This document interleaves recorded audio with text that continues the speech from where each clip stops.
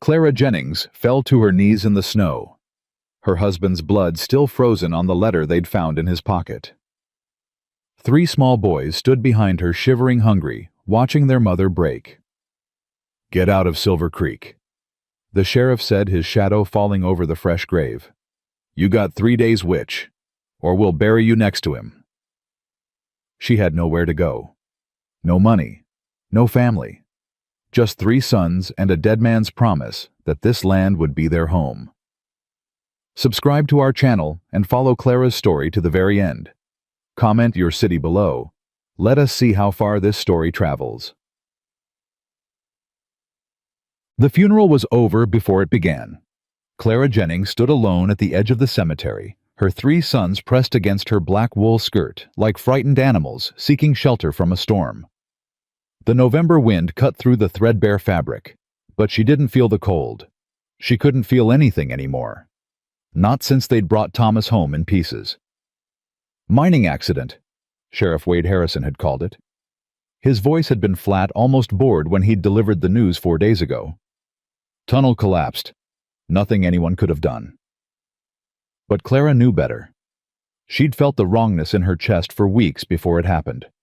That heavy, suffocating pressure that always came before death touched her life.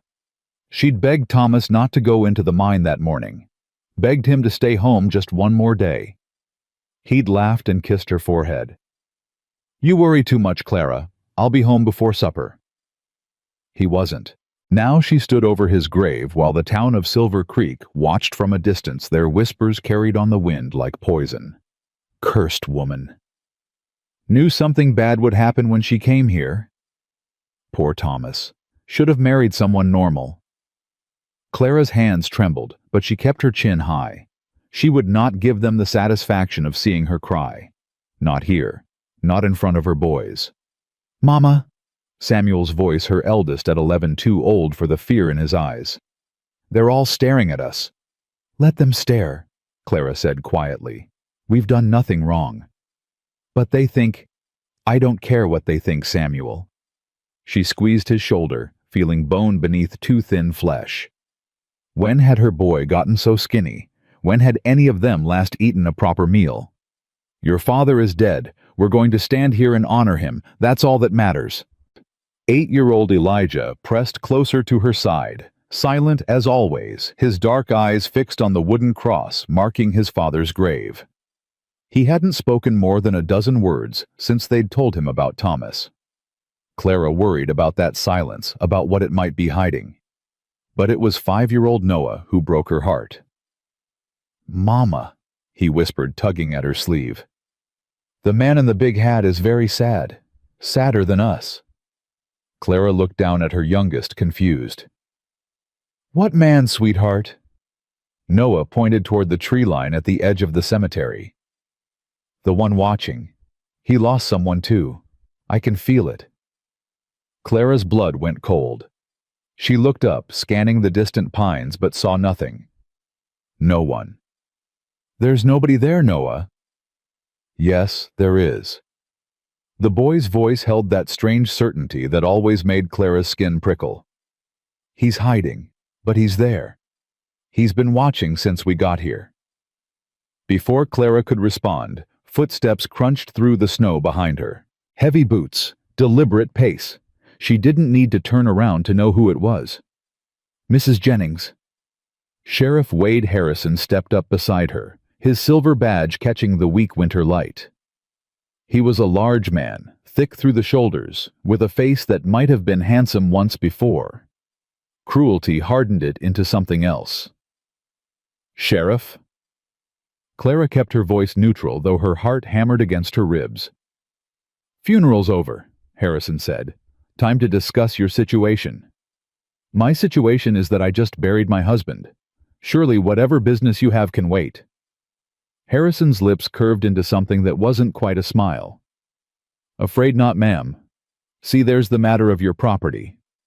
Clara finally turned to face him, positioning herself between the sheriff and her children. Samuel moved to stand beside her, his small hands clenched into fists. "Our property is paid for," Clara said. "Thomas filed the deed himself at the county office. Did he now? Harrison scratched his chin thoughtfully. Funny thing about that. Seems the county office had a small fire last month. Lot of records got damaged, including, wouldn't you know it, the Jennings property deed. The ground seemed to tilt beneath Clara's feet. That's impossible. Afraid not. Without proper documentation, that land reverts to the territory, and the territory's already got a buyer lined up. Harrison's eyes glittered with something dark. Mr. Blackwood's been generous enough to offer fair market value for the parcel. Cornelius Blackwood. Clara spat the name like a curse. He's been trying to buy our land for months. Thomas refused. Well, Thomas ain't here to refuse anymore, is he? Samuel lunged forward, but Clara caught him, pulling him back against her. Don't, she whispered fiercely. Don't give him a reason. Harrison watched the exchange with amusement. Smart woman. Smarter than your husband anyway. He should have taken Mr. Blackwood's offer when he had the chance. What's that supposed to mean? The sheriff's smile widened. Means accidents happen, Mrs. Jennings, especially to folks who don't know when to let go of something that ain't theirs. Clara felt the words like a physical blow. Her suspicion, the dark knowing that had lived in her chest since Thomas's death, suddenly crystallized into terrible certainty. You, she breathed. You killed him. Harrison's expression didn't change. Mining accident. Tunnel collapsed. That's what the report says, and that's what happened. He stepped closer, close enough that she could smell the whiskey on his breath. 3 days, Mrs. Jennings. Pack up whatever you can carry and get out of Silver Creek. Take those boys of yours somewhere far away. And if I don't... Harrison glanced at Samuel, at Elijah, at little Noah, still clutching Clara's skirt. Be a shame if something happened to them too. Mining accidents, falling off horses, children wandering into the wilderness and getting lost. He shrugged. Dangerous territory out here. Anything can happen. Clara's whole body went rigid with fury and terror. You wouldn't. 3 days, Harrison repeated. He tipped his hat with mock courtesy. My condolences for your loss, ma'am. He walked away, boots crunching through the snow, leaving Clara standing over her husband's grave with murder in her heart and nowhere to turn. Mama, Samuel's voice was shaking. What are we going to do? Clara looked at her 3 sons. Samuel trying so hard to be brave. Elijah silent and watching. Noah, whose strange gift saw things no child should see. We're going to survive, she said. That's what we're going to do. 3 miles away, Jacob Mercer lowered his field glasses and urged his horse deeper into the tree line. He shouldn't have been watching. Shouldn't have ridden out here at all. The funeral of a man he'd never met was none of his business. The widow left behind was none of his concern. But something had pulled him here today. The same instinct that had kept him alive through a decade of hunting outlaws, that had warned him of ambushes and betrayals, that had failed him only twice in his life, both times with catastrophic consequences. He'd watched the woman stand rigid as the townspeople whispered and pointed. Watched her shield her children with her own body. Watched the sheriff threaten her over a fresh grave while she faced him down with nothing but fury and fear. Jacob recognized that combination. He'd worn it himself 5 years ago when he'd stood over 2 small graves and wanted to burn the whole world down. None of your business, he muttered to himself, turning his horse toward home. She's got family somewhere, friends. She'll figure it out. But even as he said it, he knew it wasn't true. He'd seen the way the townspeople looked at her, heard the word they whispered, cursed. In Silver Creek, that word was a death sentence. It meant no one would sell to her, hire her, or help her. It meant she and those 3 boys would starve or freeze before Christmas. Jacob rode on the woman's face, pale and defiant, in the gray winter light burned into his memory. Not your problem, he told himself. You've got enough ghosts. The Mercer ranch appeared through the pines, smoke rising from the chimney he'd left banked that morning. The house was well-built, solid log walls, and a stone fireplace, room enough for a family that no longer existed. Sarah had loved this place. She'd planted flowers by the door, hung curtains in the windows, filled the rooms with her laughter and William's endless questions. Now the flowers were dead, the curtains faded, and the only sound was the wind whistling through gaps in the boards Jacob couldn't bring himself to repair. He stabled his horse with mechanical efficiency, then stood in the doorway of his empty house, unable to make himself go inside. 3 years. 3 years since the fever had taken Sarah and William while Jacob tracked a gang of cattle thieves 200 miles away. 3 years since he'd ridden home to find fresh graves where his family should have been. "You weren't there," the familiar voice whispered in his head. "When they needed you most, you were chasing outlaws who didn't matter, playing hero while your wife died calling your name." Jacob closed his eyes, breathing through the pain that never dulled, never faded, never gave him a moment's peace. He should sell this place, right away, and never look back. But he couldn't. This was where Sarah had laughed, where William had taken his first steps, where they'd planned a future that would never come. Leaving felt like abandoning them all over again. "Coward," the voice said. "Can't move forward, can't go back. Just existing in purgatory, waiting for something that'll never come." Jacob pulled himself inside and built up the fire more out of habit than any desire for warmth. He ate cold beans from a can, not tasting them. Lit a lamp as darkness fell, though he had nothing to do by its light. Through the window he could see the distant glow of Silver Creek 2 hours' ride to the east. Somewhere out there a widow with 3 children was facing her first night as prey. "Not your problem." He repeated it like a prayer, like a shield against the pull he felt toward a woman he'd never met. "You couldn't save Sarah. Couldn't save William. What makes you think you can save anyone?" Jacob pulled out his old marshal's badge, turning it over in his calloused fingers. The silver was tarnished now, the engraving worn smooth. He hadn't worn it in 5 years, not since the day a bullet meant for an outlaw had killed an innocent child instead. Deputy U.S. Marshal Jacob Mercer, dead-shot fearless lawman protector of the territory. The man who couldn't protect the people who mattered most. He put the badge away and tried to sleep, but the woman's face followed him into his dreams.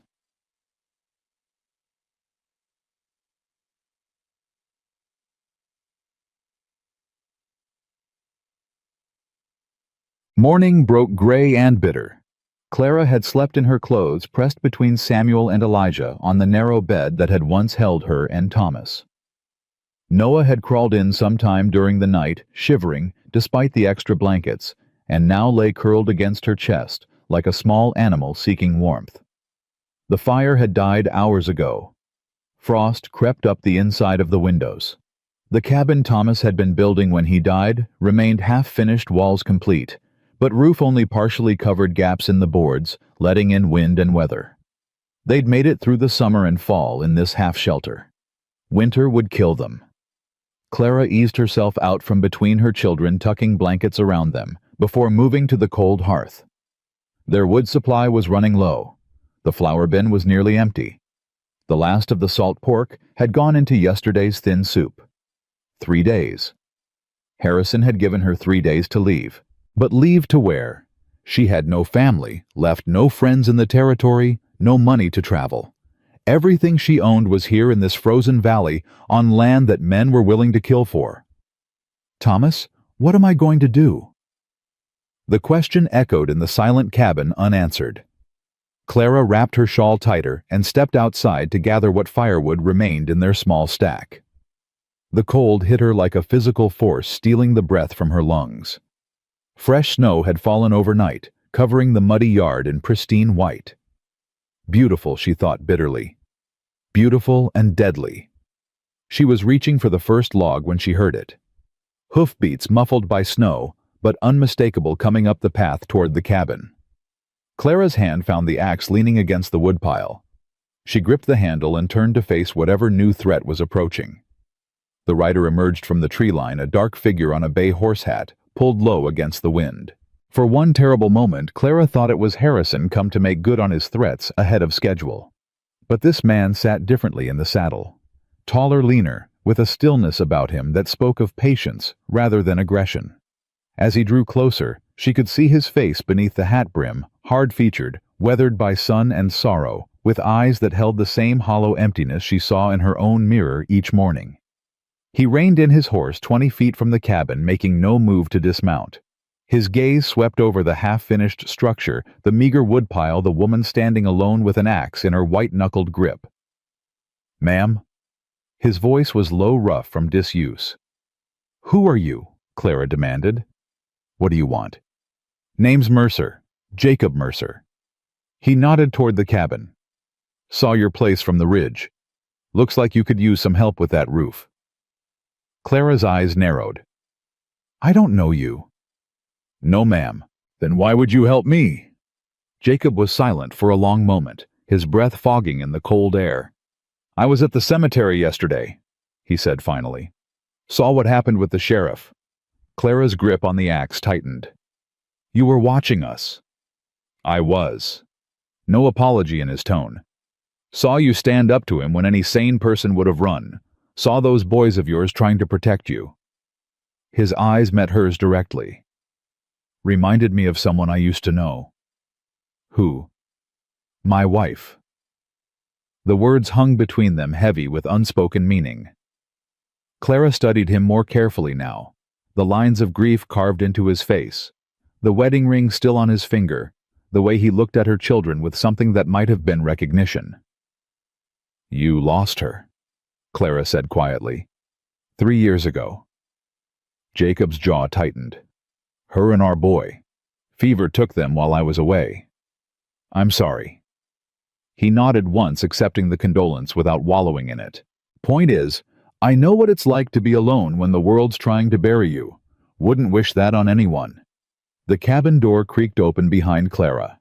Samuel emerged, rifle in hand, positioning himself at his mother's side. "Who is he?" the boy demanded. "What does he want?" Jacob looked at the young face, so serious, so determined to protect despite his fear. "I'm nobody's son, just a man with some timber and too much time." "We don't need charity," Samuel said stiffly. "Good thing I ain't offering any." Jacob finally dismounted, but kept his distance, letting them adjust to his presence. "Your mama's got her hands full with you 3 boys and winter coming. I've got lumber rotting in my barn and skills gathering dust." He shrugged. "Seems like a fair trade. I help finish this cabin, and when spring comes, your brother there can help me with some hauling." Samuel looked uncertain, glancing at Clara for guidance. She should refuse. Should tell this stranger to leave, that they didn't need help from anyone. Pride demanded it. Survival did too. In her experience, men who offered help always wanted something in return. But then she thought of Noah's small body shivering against hers through the night, of Elijah's hollow cheeks, of Samuel's thin shoulders trying to carry a man's burden. 3 days until Harrison came for them, and here was a man with strong hands and sad eyes offering to help finish the walls that might keep her children alive. "Why?" Clara asked one last test. "The whole town thinks I'm cursed. They say I bring death wherever I go. Aren't you afraid?" Jacob's expression didn't change. "Ma'am, I've spent the last 3 years wishing death would come for me. Seems like you and I got nothing to fear from each other." The honesty of it struck her like a blow. Not self-pity, not dramatics, just the simple truth of a man who had given up on his own future. Clara made her decision. "The roof needs the most work," she said. "And the north wall has gaps you could fit your fist through." Jacob nodded. "I'll bring tools and timber tomorrow at dawn." He moved toward his horse, then paused. "Mrs. Jennings?" "Yes." "That Sheriff Harrison?" Jacob's voice hardened. "He give you a deadline?" Clara hesitated, then nodded. 3 days. Something dark flickered in Jacob's eyes. "Then we'd best work fast." He mounted his horse and rode away, disappearing into the trees as silently as he'd come. Samuel stared after him, rifle still gripped tight. "Mama, can we trust him?" Clara thought of the way Jacob had looked at her children, the wedding ring on his finger, the pain in his voice when he spoke of his dead wife and son. "I don't know," she admitted, "but I think we have to try." From the doorway, Noah's small voice drifted out to them. "He's coming back, Mama. I saw it. He's going to help us fight the bad men." Clara turned to find her youngest, standing in the doorway, his strange gray eyes distant with that look she'd come to dread, the look that meant he was seeing something beyond the present moment. "What bad men, sweetheart?" Noah blinked, coming back to himself. "The ones who killed Papa," he said simply. "The man in the big hat is going to help us stop them." Clara's blood went cold. She'd never told Noah about the sheriff's involvement in Thomas's death, had never spoken her suspicions aloud to anyone. But her son knew anyway, because Noah saw things, felt things just like she did. And now he'd seen their future intertwined with a grieving stranger's. Clara pulled her youngest into her arms, holding him tight against the cold, and the fear, and the terrible uncertainty of what lay ahead. 3 days, until Harrison came for them. And somehow, impossibly help had arrived in the form of a broken man who had nothing left to lose. Thomas, she thought, staring at the tree line where Jacob Mercer had vanished. What have you gotten us into? The only answer was the wind whistling through the gaps in walls that might yet become a home. True to his word, Jacob Mercer arrived at dawn. Clara heard the hoofbeats before the sun had fully crested the ridge, and she was waiting on the porch when he emerged from the tree line. This time, his horse pulled a small sled loaded with timber tools and supplies she couldn't begin to identify. Samuel stood beside her, rifle in hand, as always now. The boy had slept with it last night, refusing to let it out of his sight. Clara hadn't argued. After Harrison's threats, she understood the need to feel some measure of control, however illusory. Jacob dismounted and began unloading without preamble. No pleasantries, no small talk. Just work. "Boy," he said to Samuel, not unkindly, "you know how to use a saw." Samuel straightened. "My pa taught me." "Good. We'll start with the roof joists. Your mama can hand up the boards once we've got the frame set." Clara bristled at being assigned a task in her own home, but swallowed her pride. The man was here to help. She could tolerate his manner if it meant her children survived the winter. They worked in near silence for the first hour. Jacob moved with quiet efficiency, measuring twice, cutting once, his hands steady and sure despite the bitter cold. He showed Samuel how to brace the joints properly, how to angle the cuts so water would run off instead of pooling. The boy absorbed every lesson with fierce concentration, determined to prove himself useful. Elijah emerged around mid-morning, drawn by the sound of hammering. He hung back at first, watching from the doorway, with those dark, observant eyes. Then, without a word, he picked up a handful of nails and began sorting them by size. Jacob noticed. "That your middle boy?" Clara nodded. "Elijah. He doesn't talk much." "Nothing wrong with quiet." Jacob accepted a sorted handful of nails from the boy. "Thank you, son." Elijah didn't respond, but something in his posture relaxed slightly. It was Noah who finally broke the careful silence. The youngest Jennings had been watching Jacob all morning with an intensity that made Clara nervous. Now he marched across the frozen yard, planted himself directly in the man's path, and looked up with those strange gray eyes. "You're sad," Noah announced. "Really, really sad. Like there's a hole inside you where something used to be." Clara's heart stopped. Noah. But Jacob had gone very still, his hammer frozen mid-swing. He looked down at the small boy with an expression Clara couldn't read. "That's so." His voice was rough. "Your wife had yellow hair." Noah continued as if discussing the weather. "And your little boy liked horses. He wanted to be just like you when he grew up." The hammer dropped from Jacob's hand. Clara rushed forward, grabbing Noah and pulling him back. "I'm so sorry. He says things sometimes. He doesn't mean, how does he know that?" Jacob's voice was barely above a whisper. "How does he know about Sarah's hair, about William?" Clara's mouth opened, but no words came. How could she explain what she barely understood herself? How could she tell this stranger that her son saw things he shouldn't, knew things he couldn't just like she did? He's just a child. She finally managed. Children say strange things. Jacob's eyes moved from Noah to Clara, and she saw something shift in his expression. Understanding, perhaps, or recognition. You feel things, he said slowly. Both of you. Things other people don't.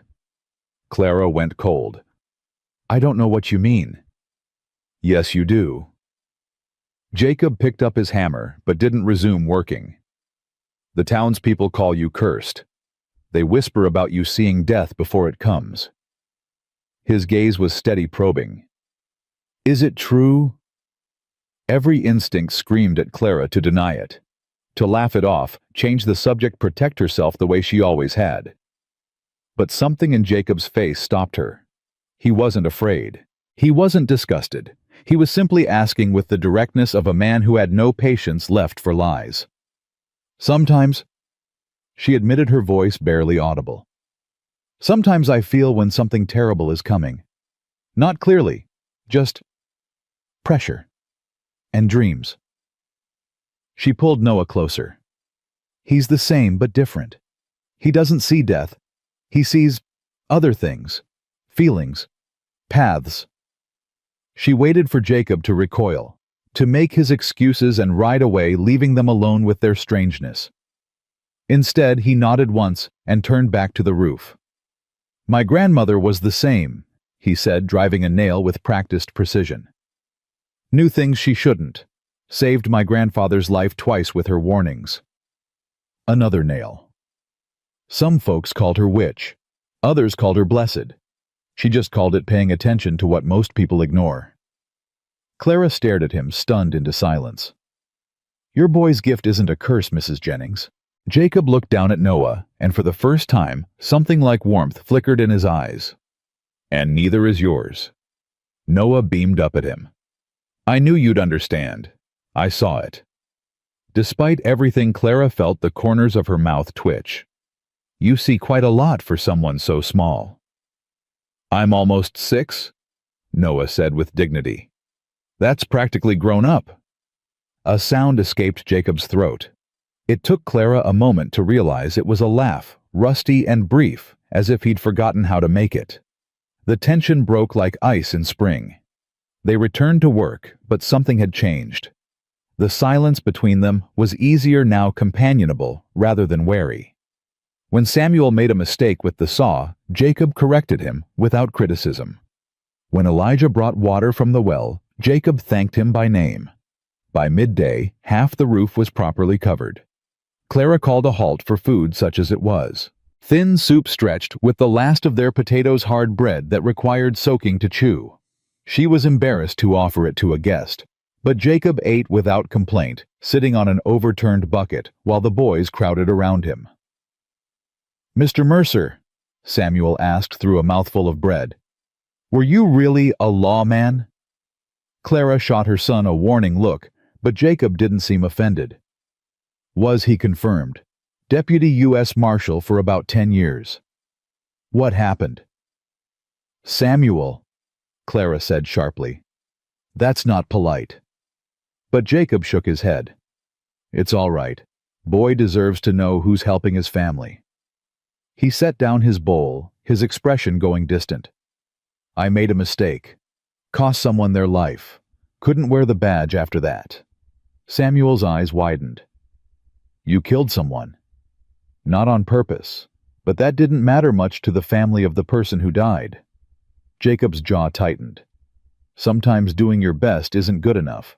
Sometimes people get hurt anyway, and you've got to live with that. The words hung in the air, heavy with meaning. Clara suspected went far deeper than he was saying. Pa used to say that. Elijah spoke, suddenly startling everyone. That you can do everything right and still lose. But you keep trying anyway, because that's what good people do. Jacob looked at the quiet boy for a long moment. Your pa sounds like he was a wise man. He was. Elijah's voice was steady, but his eyes were bright. He was the best pa in the world, and someone killed him for no reason. The words crashed through the fragile peace like a rock through glass. Clara's breath caught. Elijah had never spoken about Thomas's death before, hadn't cried at the funeral, hadn't asked questions, hadn't done anything but retreat into that impenetrable silence. Now he sat with his small hands clenched in his lap, trembling with rage and grief too big for his young body. "Elijah," Clara whispered, reaching for him. "It's true." The boy pulled away. "I heard Sheriff Harrison talking to Mr. Blackwood outside the general store, before Pa died. They said Pa was being stubborn, and they'd have to do something about it." His voice cracked. 3 days later, Pa was dead. Jacob's whole body had gone taut. "You're sure about what you heard, son?" Elijah nodded fiercely. "I wanted to tell Mama, but I thought maybe I heard wrong. Maybe they didn't mean—" He broke off, tears finally spilling down his cheeks. "It's my fault. I should have told someone. I should have warned him." Clara gathered her son into her arms, her own tears falling. "No, no, sweetheart. It's not your fault. None of this is your fault." But even as she comforted him, her mind was racing. Elijah had heard Harrison and Blackwood plotting. A child's testimony might not hold up in court, but it confirmed everything she'd suspected. Thomas's death hadn't been an accident. It had been murder cold and calculated, ordered by the man who wanted their land. She looked up to find Jacob watching her, and in his eyes she saw the same cold fury that burned in her own chest.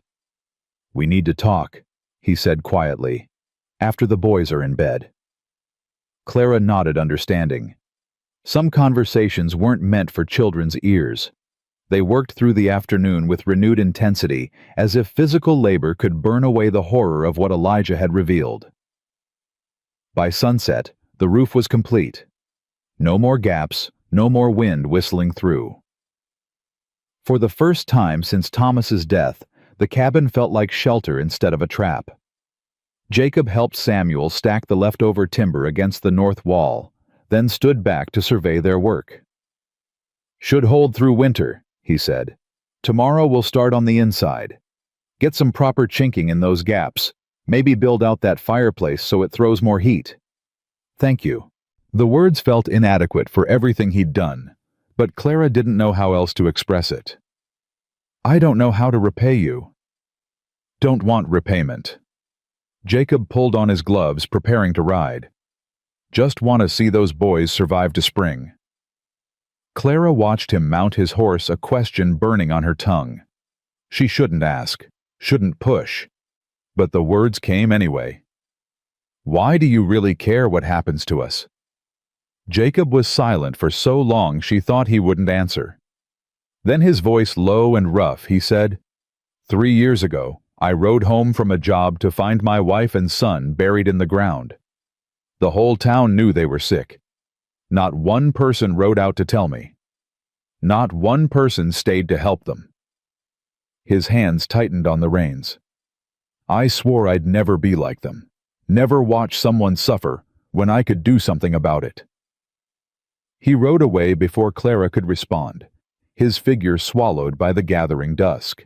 That night, after the boys were finally asleep, Clara sat by the fire with Thomas's journal in her lap. She'd found it hidden beneath the floorboards 2 days after his death, tucked away like he'd known she might need it. Most of the entries were mundane. Notes about the cabin's construction, records of supplies purchased, sketches of the land he'd hoped to farm. But the last few pages were different. She read them again, now heart aching. November 3rd. Blackwood came by again today, offered twice what the land is worth. When I refused, he got this look on his face. Cold, like I was already dead, and he was just waiting for my body to catch up. Clara's been having those feelings again, the bad ones. She begged me not to go to the mine tomorrow, but what choice do I have? We need the money. I'll be careful. November 4th. Something's wrong. Harrison stopped me on the road, said, "Blackwood wants to meet at the North Ridge tomorrow. Discuss a compromise," he said. "I don't trust it, but if there's a chance to settle this peacefully, I have to try." Not telling Clara. She'll only worry. November 5th. If you're reading this, something went wrong. The map of the silver vein is hidden in Noah's wooden horse. I found it 3 months ago. That's why they want the land. Not for farming, for what's underneath. Don't trust Harrison. Don't trust Blackwood. Get the boys somewhere safe. And the entry ended mid-sentence. Whatever Thomas had meant to write, he'd never gotten the chance. A knock at the door made Clara jump, heart racing. "It's Mercer," came Jacob's voice through the wood. "We need to talk. Now." Clara opened the door to find him standing in the darkness, his expression grim. "What is it? What's wrong?" "Riders." Jacob stepped inside, closing the door firmly behind him. "Saw them from the ridge on my way home. 8 men heading this direction, moving slow like they don't want to be heard." Clara's blood went cold. "Harrison." "Most likely." Jacob's hand rested on his gun belt. "They're not coming to talk, Mrs. Jennings. Not with that many men, not at this hour." "But he said 3 days. We still have—" "Men like Harrison don't keep their word." Jacob was already moving, checking the windows, testing the new door's strength. "Where's your rifle?" "By the bed. Samuel has his father's." "Get the boys up, quietly. Is there anywhere they can hide?" Clara thought frantically. "There's a root cellar, small but— Show me." She led him to the corner of the cabin, pulling back the worn rug to reveal a trapdoor barely visible in the rough floorboards. The space beneath was cramped and dark, but large enough for 3 small boys to hide. "This'll do." Jacob tested the trapdoor, nodded in satisfaction. "Get them down there. Tell them not to make a sound no matter what they hear. Understand?" Clara was already shaking Samuel awake, her hands trembling, but her voice steady. Boys, wake up. We have to play a hiding game." Elijah came alert instantly, his dark eyes understanding far too much. He helped Noah into his coat without questions, keeping his little brother calm even as fear showed in every line of his body. Samuel gripped his rifle. "I'm not hiding. I'm staying with you." "No." Clara cupped his face in her hands. "You're protecting your brothers. That's the most important job. Can you do that for me?" The boy's jaw trembled, but he nodded. One by one, she lowered them into the cellar. Noah clung to her neck, whimpering. "Mama, the bad men are coming. I can feel them. They're angry, so angry." "I know, sweetheart." Clara kissed his forehead. "But Mr. Mercer is here, and we're going to be fine. You just stay quiet and take care of your brothers." She closed the trapdoor and replaced the rug, her heart shattering into pieces. Jacob handed her Thomas's rifle.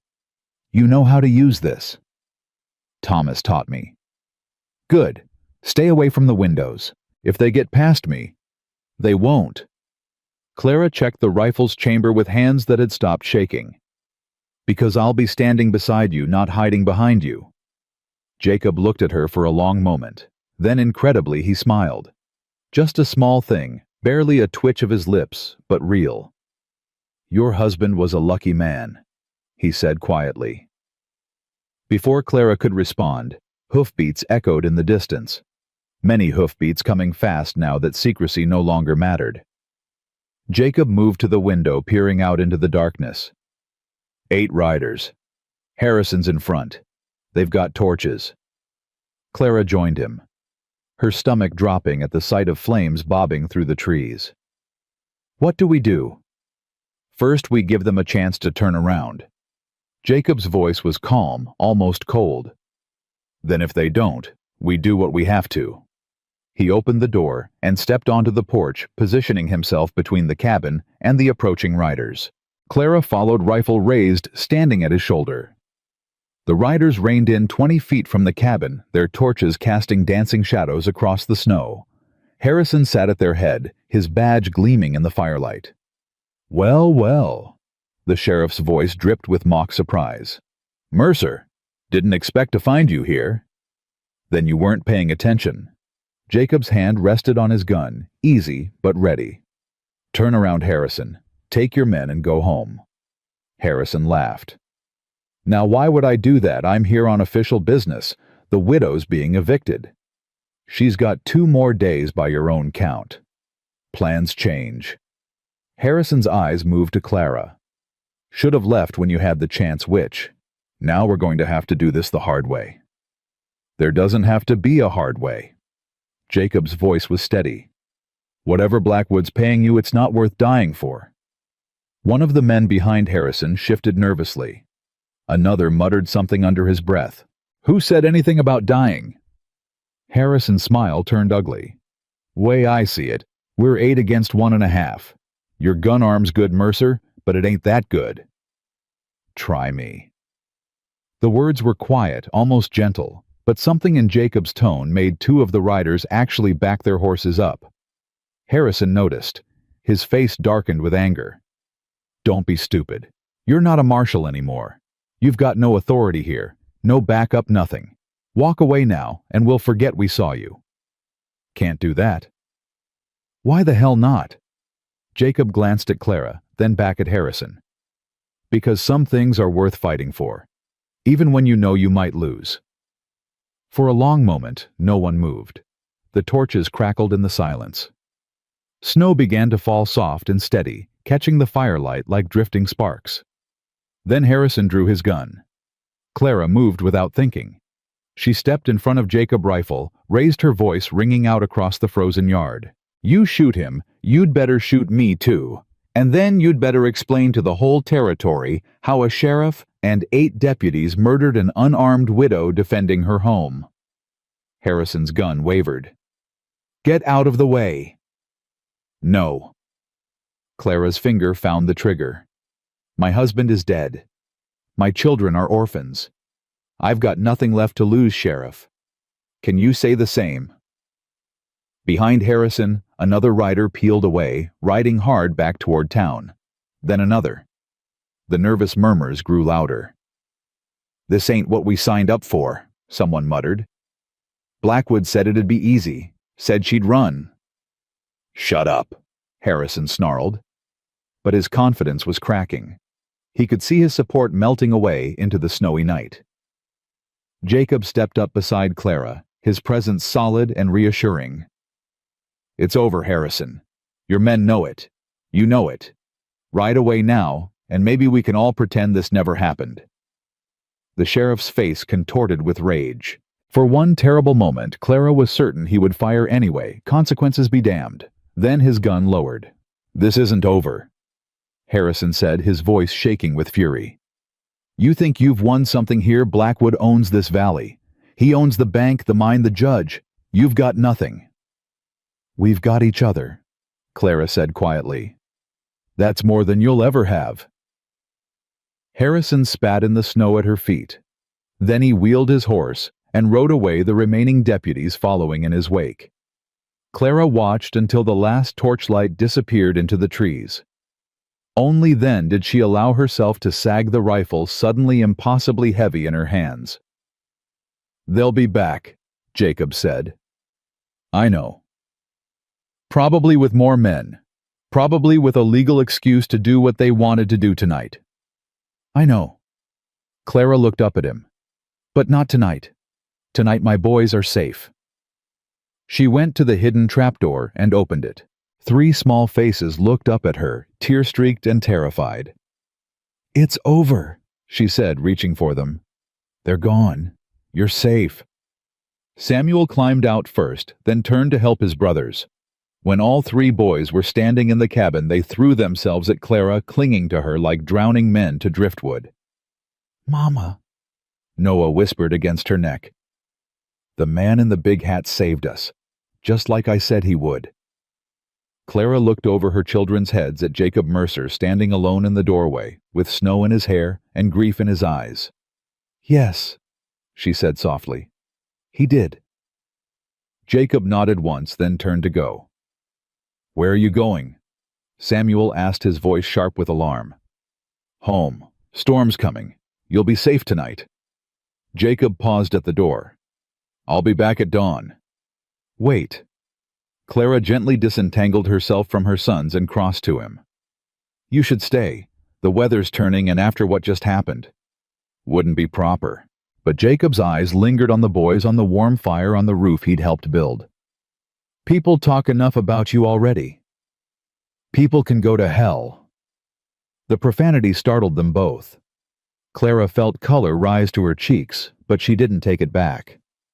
Stay, please. The boys need to know you're here, and frankly, so do I. Jacob was quiet for so long that Clara thought he would refuse. Then slowly, he removed his hat. I'll sleep in the lean-to, he said. With the horse. You'll sleep by the fire like a civilized person. Clara pointed to the corner where she'd piled extra blankets. The boys and I will take the bed. End of discussion. Something flickered in Jacob's eyes. Surprise, maybe, or something deeper. Yes, ma'am, he said quietly. That night, for the first time since Thomas's death, Clara slept without nightmares. The cabin was warm, her children were safe, and in the corner by the dying fire, a good man kept watch over them all. Outside, the snow fell harder, covering the tracks of violence with a blanket of white. Inside, the first fragile threads of trust began to weave themselves into something stronger. Morning came gray and bitter, but Clara woke to warmth. The fire was already burning strong. Jacob sat beside it, feeding small logs into the flames with the quiet efficiency she was beginning to recognize as his way. He looked up when she stirred, nodded once, then returned his attention to the fire. Coffee's on, he said. Such as it is.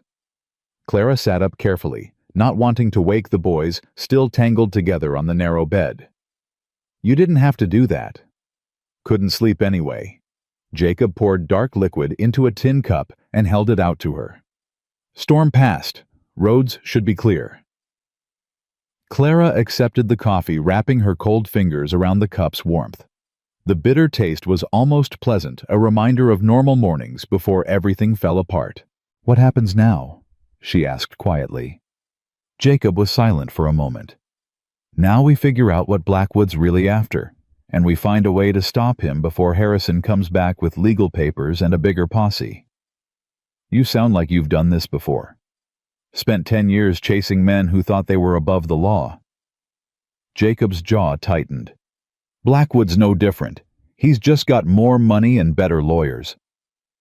Clara thought of Thomas's journal still hidden beneath the floorboards. The silver vein. The map concealed in Noah's wooden horse. Everything her husband had died for. There's something you should know, she said. Something Thomas found before he died. She told him everything. The journal entries, the silver discovery, the map Thomas had hidden to protect. As she spoke, Jacob's expression grew darker, his hands stilling on the firewood. Silver, he said when she finished. That explains why Blackwood wants the land so badly. That explains all of it. What do you mean all of it? Jacob stood pacing to the window. Your husband isn't the first to die conveniently after refusing to sell to Blackwood. I've heard rumors since I came to this valley. Accidents, mishaps, widows suddenly discovering debts they didn't know about. Clara's blood chilled. How many? Don't know for certain, but enough that it can't be coincidence. He turned to face her.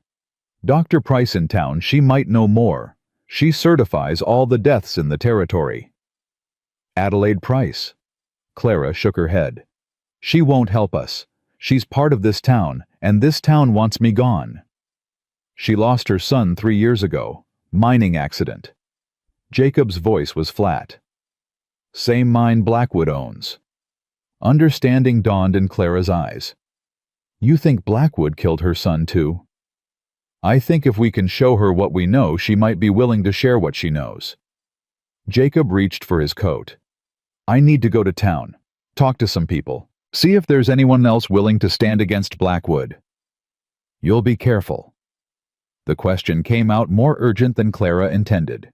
She felt heat rise to her cheeks but didn't look away. Jacob paused, his hand on the door. Something softened in his expression. I'll be careful, he said. Keep the boys inside today. Don't open the door for anyone you don't know. Jacob. His name felt strange on her tongue, intimate in a way his surname never had. Last night when Harrison came, you could have ridden away, should have. You had no reason to risk your life for us. Had every reason. Jacob's voice was rough. Some things are worth fighting for even when you might lose. Your boys reminded me of that. He left before she could respond, his figure disappearing into the pale morning light. Clara stood at the window watching until she couldn't see him anymore. Then she turned to find Samuel awake and staring at her with knowing eyes. You like him, the boy said. Not accusation, just observation. Clara felt her cheeks flush. He's helping us, that's all. Pa's only been gone a month, Mama. The words hit like a slap. Clara sank onto the bed beside her eldest son, taking his hands in hers. Samuel, listen to me. Your father was a good man. The best man I ever knew. Nothing will ever change that, and nothing will ever make me forget him. She squeezed his fingers. But Mr. Mercer isn't trying to replace your pa. He's just trying to help us survive. Then why do you look at him like that? Clara didn't have an answer. How could she explain to an 11-year-old boy the complicated tangle of grief and gratitude and something else, something she couldn't name and didn't want to examine too closely? I don't know, she said honestly. But I do know that your father would want us to live, to be safe, to have people in our corner. She touched Samuel's cheek. Can you trust me on that? Samuel was quiet for a long moment. Then slowly he nodded. I trust you, Mama, but I'm still watching him. Despite everything, Clara smiled. That's fair. The day passed slowly. Clara kept the boys occupied with chores, trying to maintain some sense of normalcy. Elijah helped her mend clothes, while Noah practiced his letters on a slate Thomas had bought him last spring. Samuel sat by the window, rifle across his knees, watching the road with fierce vigilance. It was late afternoon when the sound of approaching horses made them all freeze. 3 riders, Samuel reported, squinting through the glass. Coming from town. Clara's heart hammered. Had Harrison returned? Were they too late? But as the riders drew closer, she recognized Jacob's tall figure on his bay horse. Beside him rode a woman in a dark coat, her gray hair swept back beneath a practical bonnet. The third rider was a black man Clara didn't recognize, broad-shouldered and watchful. It's Mr. Mercer, Samuel said, relief evident in his voice. He brought people. Clara opened the door as the riders dismounted. Jacob nodded to her, then stepped aside to introduce his companions. Mrs. Jennings, this is Dr. Adelaide Price, and Ezekiel Brown. He owns the Silver Spur Saloon in town. Dr. Price stepped forward, her sharp eyes taking in Clara's thin frame and worn dress with professional assessment. Mrs. Jennings, I should have come sooner. Should have reached out after your husband died. Her voice was brisk, but not unkind. I was a coward, and I apologize for it. Clara didn't know what to say. This was the first time anyone from Silver Creek had spoken to her with anything approaching sympathy. Why now? She managed. Dr. Price and Ezekiel exchanged glances. It was Ezekiel who answered. Because Jacob told us what you know about Blackwood, about the silver, about the accidents. His voice was deep and measured. We've suspected for years, but nobody wanted to be first to speak up, too scared of what Blackwood might do. What changed? You did. Dr. Price's eyes glistened. When I heard how you stood on your porch last night and faced down Harrison's men, I felt ashamed. A woman alone with 3 children, braver than the whole damn town. She took Clara's hands. My son Marcus died in that mine 3 years ago. They called it an accident, but I knew. I always knew. Clara felt tears prick her own eyes. I'm sorry. I'm so sorry for your loss. And I for yours. Dr. Price squeezed her fingers. But I didn't come here to exchange grief. I came to fight. They gathered inside around the small table, the 3 boys listening from the corner. Clara brought out Thomas's journal and showed them the final entries. Dr. Price read them with growing fury, her knuckles white against the leather binding. That bastard, she whispered. That cold-blooded bastard. He's been killing for years, and we all just looked the other way. Not anymore, Ezekiel said. I've kept records. Every suspicious death, every property that changed hands afterward, every payment I've seen Walsh receive from Blackwood's people. He pulled a folded paper from his coat. It's all here. Names, dates, amounts. Jacob studied the document, his expression grim. This is enough to hang them both, if we can get it to the right people. The territorial marshal, Dr. Price suggested, or the federal court in Denver. Too far, too slow. Jacob shook his head. By the time anyone got here, Blackwood would have burned this place down and buried the evidence. He looked at Clara. We need to force a confrontation. Make him show his hand in front of witnesses. How? The silver. Jacob's eyes were hard. We use the one thing he wants more than anything. We let it be known that Mrs. Jennings has proof of the vein's location, and she's planning to file a claim at the county office tomorrow. Clara understood immediately. Draw him out. Make him come to us. It's risky, Ezekiel warned. Blackwood won't come alone. He'll bring Harrison and every gun he can buy. Then we need guns of our own. Jacob turned to the older man. Who else in town might stand with us? Ezekiel considered. The Miller family lost their farm last year. Frank's been itching for payback. The Wilson brothers, too. Their daddy was one of Blackwood's victims, even if nobody could prove it. That's maybe 7 or 8 men. Not enough to match Blackwood's resources. It might be enough if we're smart about it. Dr. Price leaned forward. Blackwood's power comes from fear. The whole town's afraid to stand against him because they think they're alone. But if they see others standing up, if they see there's a chance of winning, some of them might find their courage. Clara thought of the deputies who had ridden away last night. The doubt in their eyes as they watched Harrison threaten a widow and her children. She's right, Clara said. Harrison's men weren't unified. Some of them didn't want to be there. If we can show the town that Blackwood isn't invincible, that there's another choice. We might just start a revolution, Jacob finished. He was looking at her with something like admiration. You're willing to risk that. Put yourself out there as bait. Clara met his gaze steadily.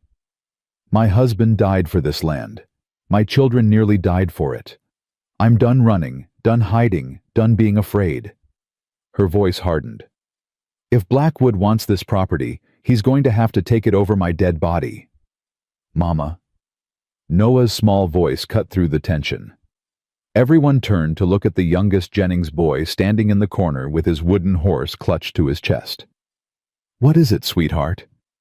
Noah walked slowly toward the table, his strange gray eyes distant with that look Clara had learned to recognize. The bad man is coming. The one with the white hair and the cold eyes. He's planning something terrible. Dr. Price looked startled. White hair. That's Blackwood. He's not going to wait. Noah continued, his voice eerily calm. He knows you're gathering people. He knows you're going to fight. He wants to stop you before you can. How do you know this? Ezekiel asked, bewildered. I see things sometimes. Noah looked at Clara. The way Mama does, but different. I see what people feel, what they're planning. His small face crumpled with fear. Mama, he's so angry. He's going to hurt people. Tonight. Jacob knelt to the boy's level. Can you tell us anything else, son? Anything that might help? Noah closed his eyes, concentrating. Lots of men. More than last night. They're meeting at the big house on the hill. The one with the iron gate. His voice dropped to a whisper. Mr. Blackwood says if they can't have the land, nobody will. He's going to burn everything. A heavy silence fell over the cabin. Tonight, Clara breathed. He's coming tonight. Jacob stood, his face hard as stone. Then we don't have time for elaborate plans. We need to get word to everyone now, gather whoever's willing to stand and make this cabin defensible. I'll ride to the Millers, Ezekiel said, already reaching for his coat. They'll spread the word to others. I'll go to town, Dr. Price added. Henry Mills works at Blackwood's bank. He's been keeping his own records, I think. If I can convince him to come forward—" "That's dangerous," Jacob warned. "If Blackwood finds out you're talking to his people, then I'd better be quick about it." Dr. Price smiled grimly.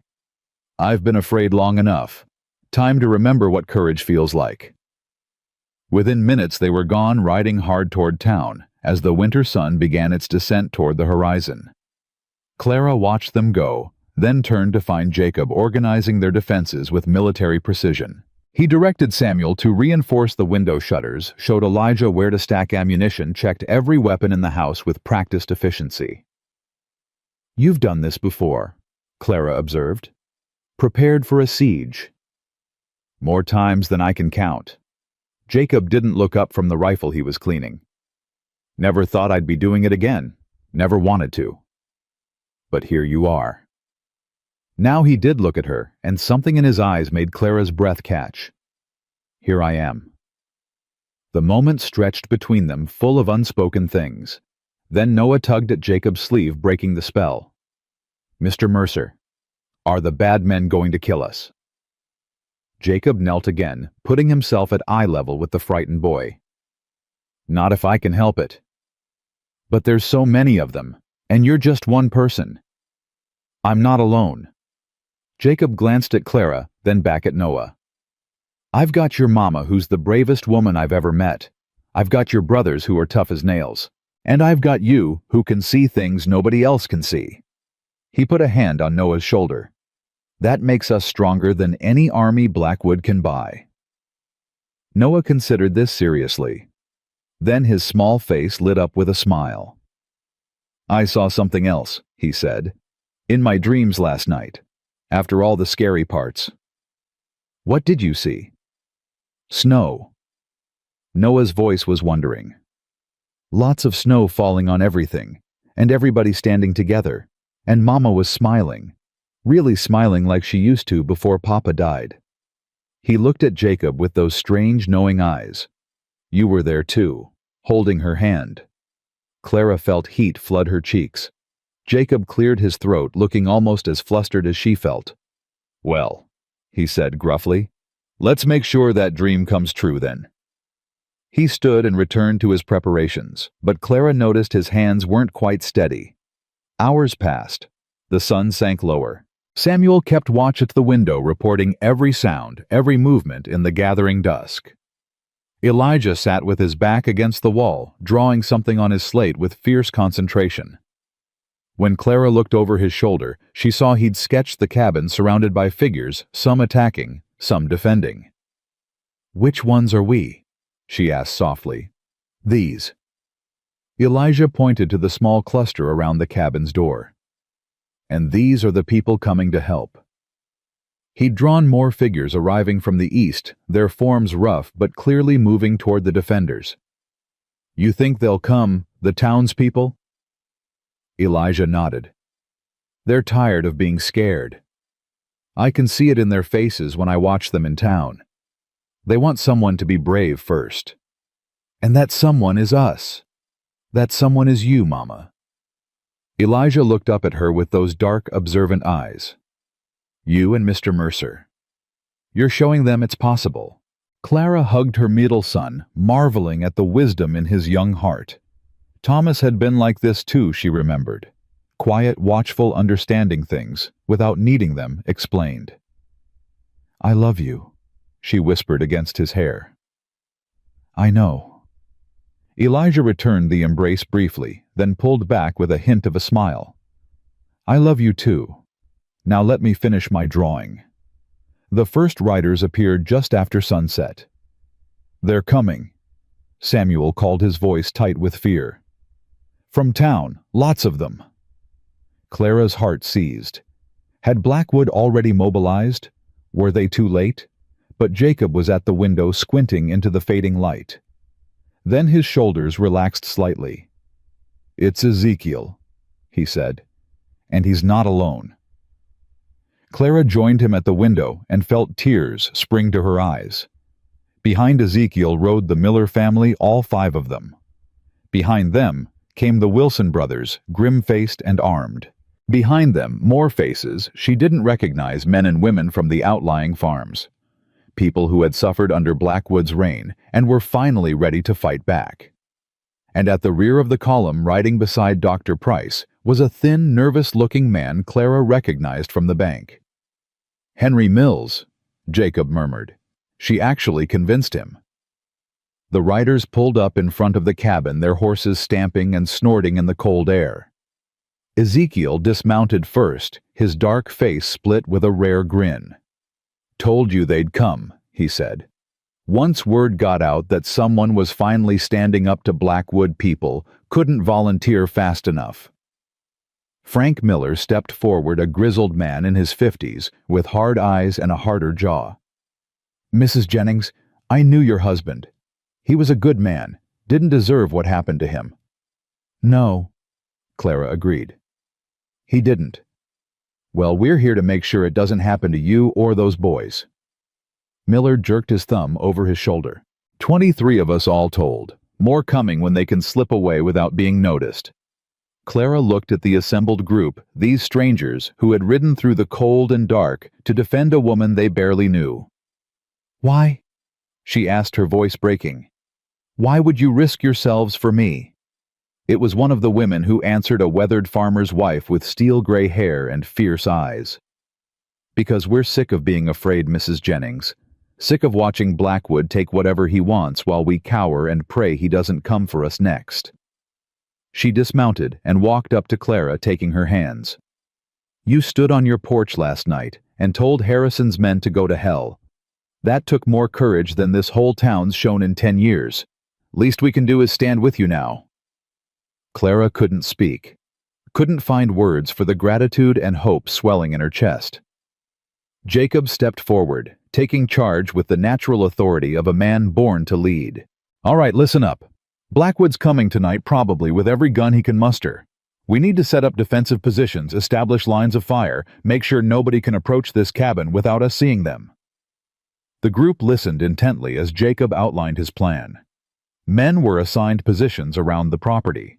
Women who could shoot were given rifles and stationed at windows. Those who couldn't were set to loading weapons and tending any wounded. Through it all, Clara moved among them, offering water-checking weapons, thanking each person who had come. Her boys stayed close, Samuel and Elijah helping where they could. Noah clutching his wooden horse and watching everything with wide, knowing eyes. "Mama!" The youngest tugged at her sleeve as full darkness fell. "They're coming. I can feel them. Lots of anger coming this way." Clara knelt beside her son. "How long do we have?" Noah's face scrunched with concentration. "Soon. Very soon." His eyes flew open, bright with fear. "Mama, the man with the white hair isn't just angry. He's scared. Scared people do terrible things." Clara gathered him into her arms. "Whatever happens, you stay in the cellar with your brothers. Promise me." "But I want to help. I can tell you what they're feeling, where they're going to attack." "You can do that from the cellar. Keep the trapdoor cracked. Tell Samuel everything you see." She kissed his forehead. "You've already helped more than you know, sweetheart. Now it's time to let the grown-ups handle the rest." Jacob appeared at her shoulder. "It's time. Get the boys hidden." Clara nodded, herding her sons toward the trapdoor. Samuel went first, rifle in hand, his young face set with determination. Elijah followed, silent as always, but he paused at the edge to look back at his mother. "We'll be okay," he said quietly. "I saw it in my drawing. All of us together at the end safe." Clara couldn't answer past the lump in her throat. She simply nodded and watched her middle son disappear into the darkness below. Noah was last. Before he climbed down, he reached into his pocket and pulled out the wooden horse Thomas had carved for him. "Papa's watching," he said. "I can feel him too. He says he loves us, and he says—" The boy's voice dropped to a whisper. "He says Mr. Mercer is a good man. He says it's okay." Then he was gone, the trapdoor closing behind him, leaving Clara standing in the middle of the cabin with tears streaming down her face. "Clara." Jacob's voice was gentle. She wiped her eyes and turned to face him. "I'm ready." You don't have to be out there. You could stay with the boys, keep them calm. No. Clara picked up her rifle. I started this. I'm going to finish it. Jacob held her gaze for a long moment. Then he nodded, something like pride in his eyes. All right then. He handed her a box of ammunition. Let's go end this. They stepped out onto the porch together into the cold night air. All around the property, defenders crouched behind cover weapons, ready faces taut with anticipation. From the darkness to the east came the sound Clara had been dreading. Hoofbeats. Dozens of them. Coming fast. Torches appeared through the trees, a river of fire flowing toward them. And at its head, his white hair gleaming in the torchlight, rode Cornelius Blackwood. The final confrontation had begun. Blackwood's riders halted 50 yards from the cabin, their torches casting dancing shadows across the snow-covered yard. Clara counted at least 30 men, maybe more, their faces hidden behind bandanas or lost in darkness. At their head, Cornelius Blackwood sat astride a magnificent black horse, his white hair gleaming like a crown in the firelight. Even at this distance, Clara could see the cold fury in his pale eyes. Beside him rode Sheriff Harrison Badge, catching the torchlight hand resting on his holstered pistol. Well, well, Blackwood's voice carried easily across the frozen ground. It seems the widow has found some friends. Jacob stepped forward, positioning himself at the edge of the porch. Turn around, Blackwood. This doesn't have to end in bloodshed. On that we agree. Blackwood's smile was thin as a knife's edge. Hand over the woman and her brats, surrender any documents you've collected, and everyone else can go home to their families. Not going to happen. Blackwood's smile vanished. You're making a mistake, Mercer. A fatal one. Wouldn't be my first. Jacob's hand moved to his gun belt. But I'm still standing. Can't say the same for the men who underestimated me. A murmur ran through Blackwood's riders. Several of them shifted uneasily in their saddles. You're outnumbered, Harrison called out. 3 to 1, maybe more. What do you think you're going to accomplish here? Justice. The word came not from Jacob, but from Dr. Price, who stepped out from behind a nearby wagon. Something this valley hasn't seen in a long time. Blackwood's eyes narrowed. Adelaide, I should have known you'd be involved in this foolishness. Foolishness! Dr. Price's voice shook with barely contained rage. You murdered my son Cornelius. Murdered him because he wouldn't sell you a worthless piece of land. Marcus died in a mining accident. The coroner's report was quite clear. The coroner's report was written by a man you owned just like you own everything else in this valley. Dr. Price pulled a sheaf of papers from her coat. But I kept my own records. Every suspicious death, every convenient accident, every grieving family too afraid to ask questions. She held the papers high. It's all here. Enough to hang you twice over. For the first time, something like uncertainty flickered in Blackwood's eyes. He glanced at Harrison, who looked equally unsettled. Those records mean nothing, Blackwood said, but his voice had lost some of its confidence. The word of a bitter old woman against a respected businessman. How about the word of your own accountant? Henry Mills stepped out from the shadows, his thin frame trembling, but his voice steady.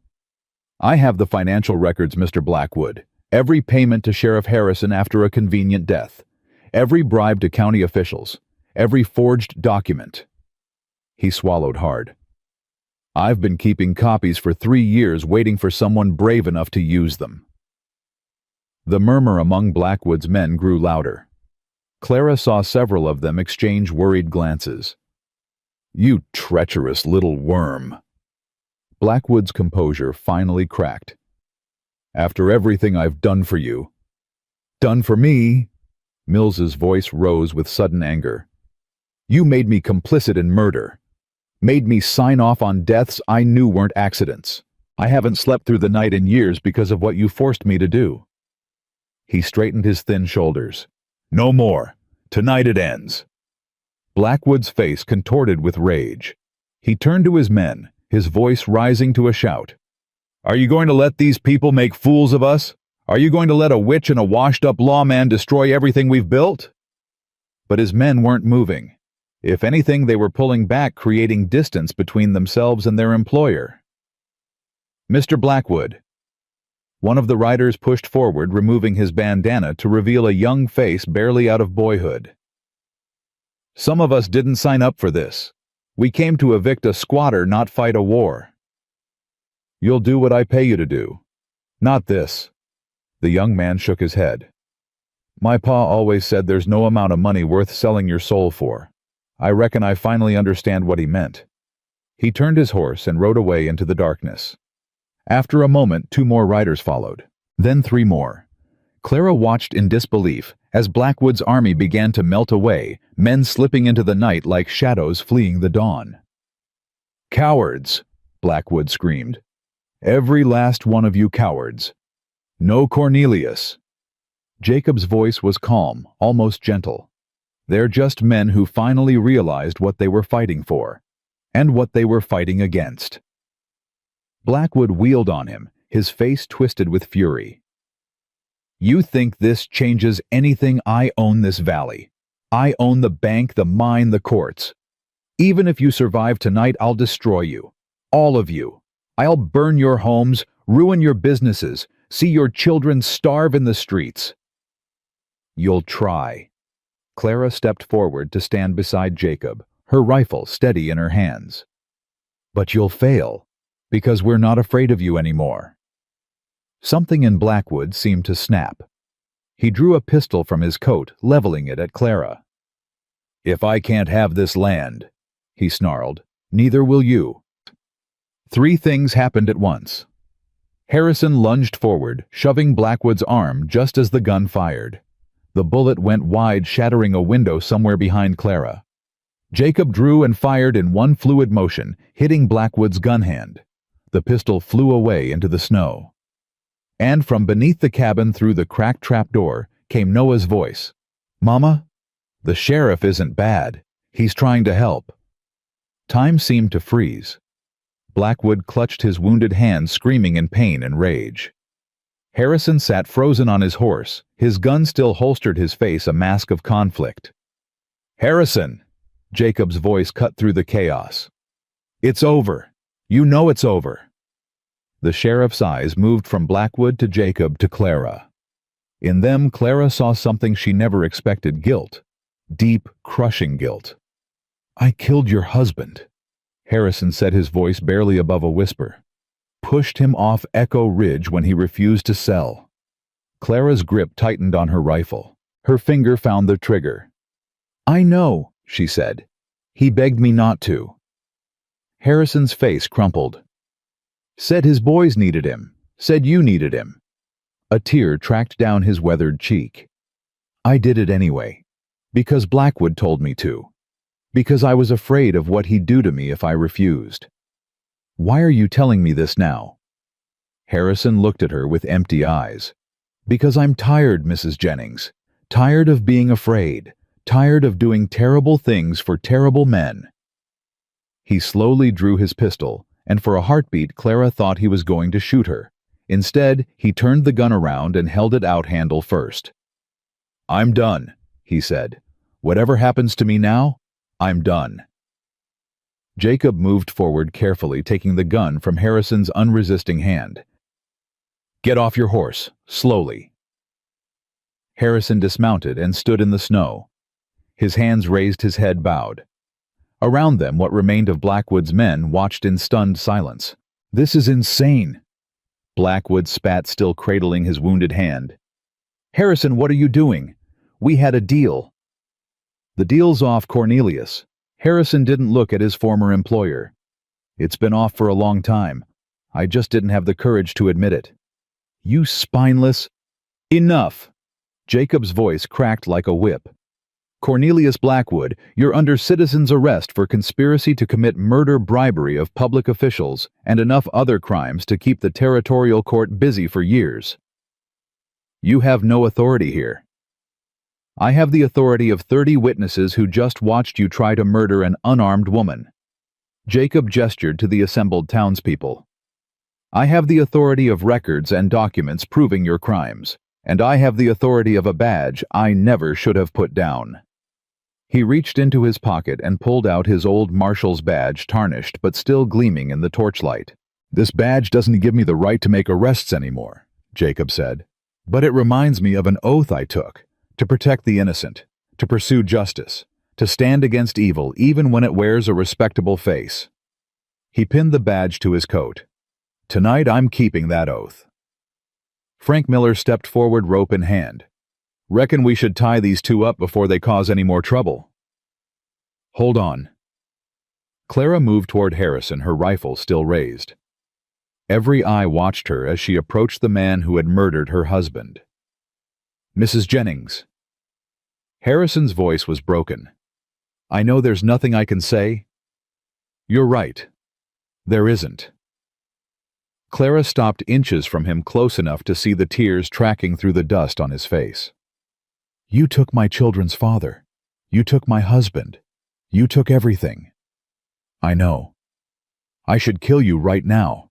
No jury in the territory would convict me." Harrison closed his eyes. "You'd be within your rights." Clara's finger tightened on the trigger. She thought of Thomas, of his smile, his laugh, the way he'd held her on cold nights. She thought of Samuel trying to be a man at 11, of Elijah's silence, of Noah's nightmares. She thought of putting a bullet through the heart of the man who had caused all of it. And then she thought of what Thomas would say, what he would want. "Open your eyes," she commanded. Harrison obeyed. "My husband was a good man," Clara said. "Better than you. Better than Blackwood. Better than anyone in this God-forsaken valley." Her voice shook but didn't break. "He believed in justice. Real justice. The kind that comes from courts and laws, not from guns in the night." She lowered her rifle. "I won't kill you, Harrison. Not because you deserve mercy. You don't. But because my boys are watching, and I won't teach them that revenge is the same as justice." Harrison let out a shuddering breath. "Mrs. Jennings, but you will answer for what you've done. You'll stand trial. You'll face the families of everyone you've hurt. And you'll spend the rest of your miserable life knowing that a woman you called cursed showed you more grace than you ever deserved." She turned her back on him and walked toward the cabin, her legs trembling but her head held high. Behind her, Frank Miller and the Wilson brothers moved forward to secure the prisoners. Blackwood cursed and struggled. Harrison went quietly, his head bowed in defeat. Clara made it to the porch before her knees gave out. Jacob caught her before she hit the ground, his strong arms wrapping around her, holding her up. "Easy," he murmured. "I've got you. It's over. You're safe." Clara buried her face in his chest, shaking with the aftermath of everything. The fear, the rage, the terrible temptation to pull that trigger. All of it came pouring out in great racking sobs. "Mama!" The trapdoor flew open, and 3 small bodies came hurtling across the cabin, throwing themselves at Clara. She gathered them in her arms, holding them so tight it hurt. "It's okay," she whispered. "It's okay. We're okay." Samuel was crying, actually crying for the first time since his father's funeral. Elijah clung to her like he'd never let go. And Noah. Noah looked up at Jacob with those strange, knowing eyes and smiled. "I told you," he said. "I told you he'd save us." Jacob's expression softened. He started to step back to give the family their moment of reunion, but Clara caught his hand. "Stay," she said. "Please." He stayed. The night stretched on as order was restored. Blackwood and Harrison were secured in the back of a wagon, guarded by a rotating shift of armed townspeople. Dr. Price tended to Blackwood's wounded hand with perfunctory efficiency, showing him no more consideration than she would have shown a rabid dog. Henry Mills sat by the fire, looking shell-shocked but relieved. Years of guilt were written in the lines of his face, but so was something else. Hope, maybe. Or the beginnings of peace. "What happens now?" Ezekiel asked as the first gray light of dawn began to creep over the horizon. "We take them to the territorial capital," Jacob said. "Put them in front of a real judge, not one of Blackwood's puppets. That's a 3-day ride, and we don't have the authority to hold them. We've got 30 witnesses to attempted murder and enough documentation to paper a courthouse. Jacob looked at the assembled group. If anyone tries to stop us, they'll have to go through all of us. Frank Miller spat into the snow. Let them try. Been waiting years to see Blackwood get what's coming to him. One of the Wilson brothers nodded. We'll ride escort. Make sure the bastard gets to trial in one piece.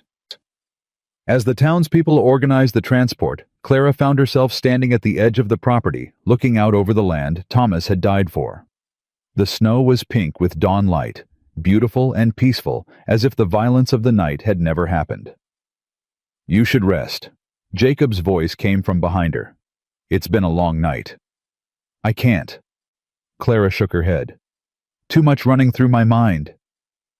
Jacob came to stand beside her, close enough that their shoulders almost touched. You did something incredible tonight. Standing down Harrison like that, choosing justice over revenge. Not many people could have done that. I almost didn't. Clara's voice was barely a whisper. I wanted to kill him, Jacob. I wanted it so badly I could taste it. But you didn't. No. She finally turned to look at him. Because I thought about what you said. About some things being worth fighting for, even when you might lose. And I realized that if I killed Harrison in cold blood, I'd lose something more important than revenge. What's that? Myself. Clara's eyes glistened. The woman Thomas married, the mother my boys need. She took a shaky breath. The person I want to be. Jacob was quiet for a long moment. Then slowly he reached out and took her hand. Thomas was right about you, he said softly. When he told Harrison his boys needed him, that you needed him. He was right, but he was wrong about one thing. What? He thought you couldn't survive without him. Jacob's thumb traced gentle circles on her palm. But here you are, surviving, fighting, winning. Clara felt tears slip down her cheeks. I don't feel like I'm winning. I feel like I'm barely holding on. That's what winning feels like most of the time. Jacob's voice was rough with emotion. Just barely holding on until things get better. Do they get better? Jacob looked at her, really looked at her with eyes that had seen too much loss and carried too much pain. I didn't think so. For 3 years I didn't think anything would ever be better. I was just existing, waiting for death to catch up with me. What changed? You. The word was simple, direct, devastating. You and those boys. Watching you fight for your family, refuse to give up even when everything was against you. It reminded me what it felt like to care about something, to want to protect something. Clara's heart was pounding. Jacob, I'm not asking for anything, he said quickly. It's too soon, I know that. You're still grieving, and I'm still broken, and this isn't the time. Jacob. Clara squeezed his hand, stopping the flood of words. I know it's too soon. I know we're both damaged and scared and carrying more grief than any two people should have to bear. But I also know that you're the reason my children are still alive, the reason I'm still alive. She stepped closer, close enough to feel the warmth of him, despite the cold morning air. And I know that when Noah had his dream about the future, about all of us standing in the snow together, safe and happy, you were there, holding my hand, just like this. Jacob's breath caught. Your boys' dreams aren't always right. No, but they haven't been wrong yet. They stood there as the sun crept higher, hands intertwined, watching the valley emerge from the darkness of the longest night. Around them, the townspeople moved and murmured, loading prisoners, dousing fires, beginning the work of rebuilding what Blackwood had tried to destroy. But for this one moment, none of that existed. Just two wounded souls finding unexpected solace in each other. We should go inside, Clara finally said. The boys will be worried. Jacob nodded, but didn't release her hand. Clara. Yes. Whatever happens next, whatever comes of all this, I want you to know something." His voice was rough, almost breaking. "Meeting you was the first good thing that's happened to me in 3 years, and I don't intend to let it go." Clara smiled, the first real smile she'd felt since Thomas's death. "Neither do I." They walked back to the cabin together, hands still joined as the new day broke over Silver Creek Valley. Inside, they found the boys asleep in a pile by the fire, exhausted by the night's events. Samuel had one arm around each of his brothers, protective even in sleep. Noah clutched his wooden horse, a peaceful smile on his small face. Clara knelt beside them, brushing hair from each forehead, overwhelmed by love and gratitude. "They're strong kids," Jacob said softly, standing at her shoulder. "They had a strong father." Clara looked up at him. "And now they have you." Jacob's eyes glistened. He opened his mouth to respond, but couldn't find the words. He didn't need them. Some things went deeper than language. Outside, the sun rose higher, burning away the shadows of the night. Somewhere in the valley, a rooster crowed. A dog barked. The normal sounds of morning returning to a world that had nearly been consumed by darkness. But in the cabin, surrounded by sleeping children and tentative hope, Clara Jennings and Jacob Mercer sat together by the fire, watching the flames dance, saying nothing. There would be time for words later. For now, it was enough to simply be alive, to simply be together, to simply be home. 3 weeks passed before the trial began. Clara stood outside the territorial courthouse in Denver, her 3 sons pressed close against the winter chill. The journey had been long and difficult, 3 days of rough roads and cold nights. But they had made it. All of them. Jacob stood beside her, his presence steady and reassuring as it had been every day since that terrible night. He hadn't left her side through any of it. Not the endless questions from territorial marshals, not the newspaper reporters who had descended on Silver Creek like vultures, not the sleepless nights when Clara woke screaming from nightmares about fire and gunshots. "You ready?" he asked, his voice low. Clara looked at the courthouse doors, knowing what waited inside. Blackwood and Harrison shackled and pale after weeks in custody, lawyers and judges and witnesses. The truth finally about what had happened to Thomas. "No," she admitted. "But I'm going anyway." The courtroom was packed. News of Blackwood's arrest had spread across the territory like wildfire. People had traveled from as far as Kansas to witness the trial of one of Colorado's most powerful men. Clara found a seat near the front, her boys crowded around her. Dr. Price sat on her other side, her weathered face grim with determination. Behind them, Ezekiel Brown, Frank Miller, the Wilson brothers, and dozens of others who had stood with them that night. When Blackwood was led in chains, rattling with every step, a murmur ran through the crowd.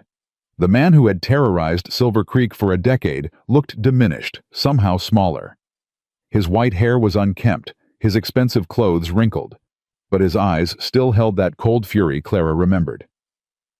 Harrison came next, his head bowed, refusing to meet anyone's gaze. He moved like a man already dead, going through motions that no longer held meaning. The judge, a stern-faced man named William Foster, called the court to order. "This court convenes to hear the case of the Territory of Colorado versus Cornelius Blackwood and Wade Harrison," he announced. "The defendants stand accused of conspiracy to commit murder, bribery of public officials, destruction of public records, and numerous other charges." What followed was hours of testimony. Henry Mills took the stand first, his thin frame shaking, but his voice clear, as he described years of financial manipulation. Every payment to Harrison, every forged document, every convenient accident that had expanded Blackwood's empire. Dr. Price followed her medical records, painting a picture of death that extended far beyond Thomas Jennings. 5 people in 10 years, all found dead in suspicious circumstances, all owning land Blackwood wanted. Marcus Price, she said, her voice breaking on her son's name. Thomas Jennings, Harold Patterson, James Wilson, Robert Jenkins. She looked directly at Blackwood. "You killed them all, And you would have killed Clara Jennings and her children too, if not for the courage of one good man. Clara felt Jacob tense beside her. He wasn't comfortable with praise she had learned. Didn't see himself as good, despite everything he had done. When it was her turn to testify, Clara walked to the witness stand with her head held high. She told them everything. Thomas's discovery of the silver vein, his refusal to sell, her premonitions about his death, the threats from Harrison the night attack, the final confrontation. Mrs. Jennings, the prosecutor asked, you claim to have had dreams predicting your husband's death. Do you expect this court to believe that? Clara met his eyes steadily. I expect this court to believe the evidence. The journal entries, the financial records, the testimony of dozens of witnesses. My dreams are my own business. The truth is everyone's. A ripple of approval went through the crowd. The defense lawyers tried their best to discredit the testimony, to paint Clara as a delusional woman seeking revenge, to portray Blackwood as a legitimate businessman, unfairly targeted. But the evidence was overwhelming, and they knew it. On the third day, Harrison asked to address the court. His lawyers tried to stop him. Blackwood's lawyers objected vociferously, but Judge Foster's curiosity, evident in his eyes, allowed it. Harrison stood slowly, his chains clinking in the silent courtroom. When he spoke, his voice was hollow, the voice of a man who had given up on everything. I killed Thomas Jennings, he said. Pushed him off Echo Ridge on Cornelius Blackwood's orders. The courtroom erupted. The judge banged his gavel, demanding order. I killed the others too. Harrison continued, ignoring the chaos. Patterson, Wilson, Jenkins. Price. His eyes found Dr. Price in the crowd. I killed your boy, ma'am. Made it look like an accident. Told myself I didn't have a choice. Dr. Price's face was pale as death, but she didn't look away. But there's always a choice. Harrison's voice cracked. I just kept making the wrong one, because Blackwood paid well, and because I was afraid of what he'd do to me if I refused. He turned to face Clara. Mrs. Jennings, I know there's nothing I can say that will make up for what I took from you. Your husband was a good man. He died begging me to spare him not for his own sake, but because he knew you and those boys needed him. Tears streamed down Harrison's face. I didn't listen, and I've hated myself every day since. Clara sat frozen, unable to speak, unable to move. Jacob's hand found hers, squeezing tightly. I'm confessing because I want this over, Harrison said. I want Blackwood to pay for what he made me do, and I want those families to know the truth, even if it damns me. He turned back to the judge. I'm guilty, Your Honor, of everything and more. Do with me what you will. The silence that followed was deafening. Judge Foster stared at Harrison for a long moment. Then he turned to the jury. In light of this confession and the overwhelming evidence presented, I am prepared to render judgment without further deliberation, unless the jury objects. The jury foreman, a grizzled rancher with hard eyes, shook his head. No objection, Your Honor. We've heard enough. Judge Foster nodded. Very well.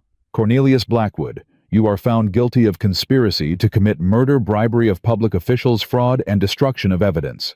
You are sentenced to 25 years of hard labor in the territorial prison with no possibility of parole. Blackwood's face went purple with rage. This is an outrage. I demand an appeal. I demand... You demand nothing. Judge Foster's voice was ice. You are a murderer and a thief hiding behind money and respectability. Your reign of terror ends today. He turned to Harrison. Wade Harrison, in light of your confession and cooperation, your sentence is reduced to 15 years. May God have mercy on your soul, because this court has none to spare. Harrison simply nodded, accepting his fate. As the prisoners were led away, Blackwood suddenly lunged toward Clara, straining against his chains. This isn't over, witch, he screamed. I'll get out. I'll come for you. I'll burn everything you love. Jacob was on his feet, instantly placing himself between Blackwood and Clara. You won't get the chance. The guards dragged Blackwood away, his curses echoing through the marble halls until they faded into silence. Clara sat very still, her heart pounding. Then slowly, the tension drained from her body. It was over. Finally, truly over. Around her the courtroom buzzed with excited chatter. Reporters rushed to file their stories. Townspeople embraced laughing and crying with relief. But Clara just sat, holding Jacob's hand, tears streaming down her face. "Mama." Samuel's voice was uncertain. "Are you okay?" Clara pulled her eldest son into her arms. "Yes, sweetheart. I'm okay. We're all okay." Elijah and Noah piled on the four of them, huddled together in a tangle of arms and tears. "Papa got justice," Elijah said quietly. "The bad men are going to prison." "Yes." Clara kissed her middle son's forehead. "Papa got justice." Noah looked up at Jacob, who stood slightly apart, giving the family their moment. "You helped," the boy said. "You helped Papa get justice." Jacob crouched down to Noah's level. "Your mama did most of it. She's the bravest person I know." "She is," Noah agreed. Then, with the simple certainty of childhood, "But you helped, and you're going to keep helping. Forever." Clara saw Jacob's throat work as he swallowed hard. "If your mama will let me," he said softly. Noah grinned. "She will. I already saw it." Spring came to Silver Creek Valley like a promise kept. The snow melted, revealing earth rich with possibility. Streams ran clear and cold from the mountains. The first wildflowers began to push through the softening ground. And on the Jennings property, now legally secured with a proper deed filed at the territorial office, a celebration was underway. The cabin had been expanded over the winter months, a new wing added with rooms for each of the boys. A proper barn stood where the lean-to used to be, housing 2 horses and a milk cow. A vegetable garden stretched behind the house, already planted with seeds that would feed them through the coming year. But today wasn't about the land or the buildings. Today was about something else entirely. Clara stood in the small church in Silver Creek, her heart racing as fast as it had during the confrontation with Blackwood, but for very different reasons. She wore a dress of pale blue, the first new clothing she'd owned in years. Wildflowers were woven into her hair. At the altar, Jacob waited. He wore a clean white shirt and his best coat, the old marshal's badge pinned over his heart. His dark hair was neatly combed, his face freshly shaved. But it was his eyes that held Clara transfixed, filled with wonder and hope, and something that looked very much like joy. Samuel walked his mother down the aisle, his young face solemn with the weight of the responsibility. Behind them came Elijah and Noah, each carrying a small bouquet of spring flowers. The church was packed. Everyone from Silver Creek had come along with people from neighboring valleys who had heard the story of the widow who stood against a tyrant. Dr. Price sat in the front row, dabbing at her eyes with a handkerchief. Ezekiel Brown stood at the back, his dark face split with a rare smile. The Millers, the Wilsons, Henry Mills, and dozens of others filled every available space. When Clara reached the altar, Samuel placed her hand in Jacob's, then stepped back to join his brothers. "Take care of her," the boy said quietly, "or you'll answer to me." Jacob met Samuel's eyes with perfect seriousness. "I know, and I will." The ceremony was simple, the vows traditional. But when the minister asked if anyone objected to the union, it was Noah who spoke up. "Nobody better object," the boy announced loudly. "I already saw them married. It's supposed to happen." Laughter rippled through the congregation. Even Clara, tears streaming down her face, couldn't help but smile. "Then I suppose we'd better get on with it," the minister said, his eyes twinkling. When Jacob kissed his bride, the whole church erupted in cheers. The celebration afterward lasted well into the evening. There was food and music and dancing joy spilling out of every corner of the small community. Children ran between the tables, shrieking with laughter. Old men told stories, and young couples stole kisses behind the church. Clara moved through it all in a daze of happiness, accepting congratulations, laughing at jokes she barely heard, holding Jacob's hand, like an anchor to reality. At one point, she found herself standing alone by the church window, looking out at the valley she had almost died to protect. "Mrs. Mercer." Clara turned to find Dr. Price approaching, a glass of punch in each hand. "Mrs. Mercer." Clara tried out the name, still unfamiliar on her tongue. "It sounds strange." "It sounds right." Adelaide handed her a glass. "Thomas would approve, you know. Of Jacob. Of all of this." Clara felt tears prick her eyes. "You think so?" "I know so." The older woman's voice was firm. "Thomas wanted you happy. Wanted his boys cared for. Jacob Mercer is a good man who loves your children like his own." She raised her glass. "Thomas would be grateful. I miss him." The words came out before Clara could stop them. "Every day I miss him." "Of course you do. You always will." Adelaide's eyes held the wisdom of her own grief, her own loss. But missing someone doesn't mean you can't love again. The heart is bigger than we give it credit for. Clara nodded, unable to speak. "Now." Adelaide's voice turned brisk. "Your new husband is looking for you, and there's dancing to be done. No more tears today." She bustled away, leaving Clara smiling despite herself. Jacob found her a moment later, his face flushed from dancing with an enthusiastic group of local women who had been determined to claim his attention. "Finally escaped," he said, slightly breathless. "Mrs. Patterson can waltz like nobody's business." Clara laughed. Poor thing, cornered by a 70-year-old widow. 3 70-year-old widows. They were tag-teaming me. Jacob's eyes softened as he looked at her. "You okay?" "You disappeared. Just thinking. About Thomas." Clara took his hand. "And you. And how strange life is, that the worst thing that ever happened to me led to one of the best." Jacob's thumb traced circles on her palm, the way it had become habit to do. "I've been thinking too." "About what?" "About second chances." He glanced toward the window, toward the valley spread out below. 5 years ago, I came to this place to die. Figured I'd just wait until the guilt and grief finished what the bullet in Kansas started. Clara squeezed his hand. "But then I saw a woman on a half-built cabin roof fighting to make a home for her children. And I thought if she can keep going after everything she's lost, maybe I can too." He turned back to her, his eyes bright. "You saved me, Clara. Long before I ever saved you." "Jacob, I'm not good with words." He rushed on before she could interrupt. "Never have been. But I need you to know that whatever comes next, whatever challenges we face, I'm not going anywhere. This family is my family now. This home is my home. And I will spend every day of the rest of my life being worthy of the trust you've placed in me." Clara reached up to touch his face, feeling the familiar roughness of his jaw, the warmth of his skin. "You're already worthy," she said. "You have been since the first day you showed up at my door, offering to fix my roof." She kissed him, then, not caring who was watching, not caring about propriety or gossip, just two broken people who had somehow found their way to each other.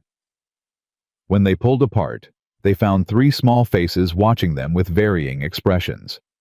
Samuel looked slightly embarrassed, but pleased. Elijah wore a small, satisfied smile. And Noah was beaming like the sun had risen just for him. "I told you," the boy said smugly. "I told you he was going to help us. I told you we'd be a family." Jacob knelt down to the boy's level, as he always did when speaking to any of the children. "You did tell us," he agreed. "And you were right about everything." "I know." Noah's voice held no arrogance, just simple certainty. "I see things. You do." Jacob reached out and ruffled the boy's hair. "And I'm grateful for it. Your gift brought us together." "It's not just my gift." Noah looked at his mother. "Mama has it too. She just sees the scary parts. I see the good parts." Clara felt her breath catch. It was the first time Noah had articulated their shared ability so clearly. "Maybe you balance each other out," Jacob suggested. Warning and hope. Fear and courage. Noah considered this seriously. Maybe.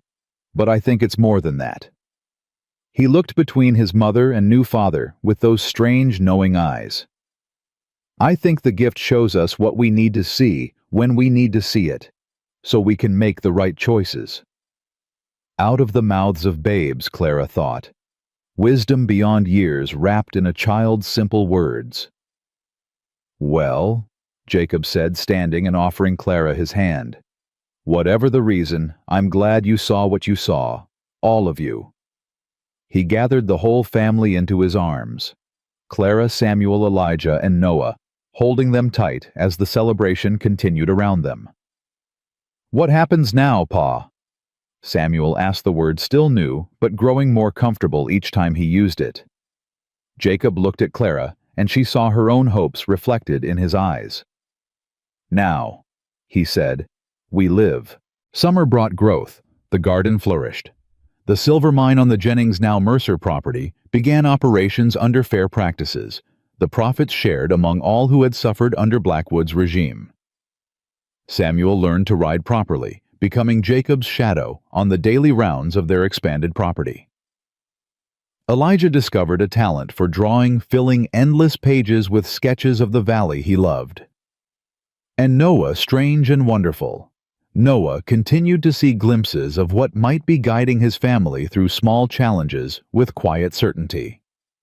Autumn brought harvest. Clara canned vegetables and preserved fruit, filling the root cellar with provisions for the coming winter. Jacob and Samuel worked side by side, bringing in hay, repairing fences, preparing the animals for the cold months ahead. The cabin, once half-built and desperate, now stood solid and warm, filled with the sounds of a family thriving. Winter brought peace. Not the cruel, life-threatening winters Clara remembered from her first months in the valley, but soft, quiet seasons of rest. Snow fell gently on the expanded homestead. Fires crackled in stone hearths. And in the evenings, the Mercer family gathered together, reading stories, playing games, simply being together in ways Clara had once thought impossible. One evening, as the first anniversary of Thomas's death approached, Clara found herself standing alone at his grave. The wooden marker had been replaced with proper stone, his name and dates carved deep into the granite. Someone Jacob, she suspected, had planted wildflowers around the base, now dormant, but ready to bloom again in spring. I miss you, Clara said softly. Every day I miss you. The boys are growing so fast, Thomas. Samuel's almost as tall as me now. Elijah's found his voice again, talks more than ever. And Noah, she smiled through her tears. Noah is exactly the person you always said he'd be. Special. Remarkable. She knelt in the snow, not caring about the cold. I found someone. Jacob. You'd like him, I think. He's strong and good, and he loves our boys like they're his own blood. She touched the stone. He doesn't try to replace you. Nobody could. He just fits in the spaces you left behind. The wind whispered through the pines, soft and almost warm despite the winter chill. I'm happy, Thomas.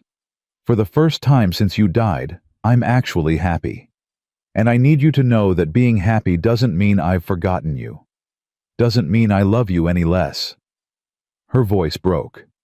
It just means I'm finally living again, the way you'd want me to. She stayed there for a long time, tears freezing on her cheeks, heart full of grief and gratitude in equal measure. When she finally rose, Jacob was waiting at the edge of the clearing. He didn't approach, didn't intrude, just stood there letting her know he was close if she needed him. Clara walked to him and took his hand. Thank you, she said, for understanding. Always. He wrapped an arm around her shoulders. Ready to go home. Clara looked back at Thomas's grave one last time, then forward to the cabin where her children waited. Yes, she said, I'm ready. They walked home together as the snow began to fall soft and silent, covering the world in white. Years later, when people spoke of Clara Mercer, they told her story with reverence. The widow who had faced down a tyrant. The mother who had protected her children against impossible odds. The woman who had found love again in the ashes of tragedy. But Clara knew the truth was simpler than the legends made it seem. She had been afraid, broken, desperate. She had made mistakes and nearly given in to hatred. She had been saved by the kindness of a stranger who became something more, and by the courage of ordinary people who finally decided to stand up for what was right. There was no magic to it. No special power that set her apart. Just stubborn determination to survive, fierce love for her children, and the willingness to trust when trust seemed impossible. These were things anyone could have. Things everyone possessed if only they knew where to look. On the last page of her journal years after the trial, Clara wrote, "To whoever reads these words after I'm gone, life will break you. It breaks everyone. The question isn't whether you'll fall, but whether you'll get back up. Whether you'll let tragedy define you or let it refine you." I was a widow with 3 sons, and nothing but a half-built cabin and a dead husband's dream. I should have died that first winter. Instead, I found something I never expected. I found home. Not just a place, not just a family, but a sense of belonging that no one could take from me, no matter how hard they tried. If you're reading this and you're broken, know this: you can be whole again. If you're alone, you can find your people. If you're afraid, you can find courage. You just have to keep going, keep fighting, keep believing that better days are possible, even when everything suggests otherwise. That's what I did. And it made all the difference. With love and hope, Clara Jennings Mercer, Silver Creek Valley, Colorado, 1895. The journal was found decades later tucked into a cedar chest in the attic of the Mercer homestead. By then, Clara and Jacob had both passed, surrounded by children and grandchildren and great-grandchildren who carried their legacy forward. The cabin still stood expanded over the years into a sprawling ranch house that dominated the valley.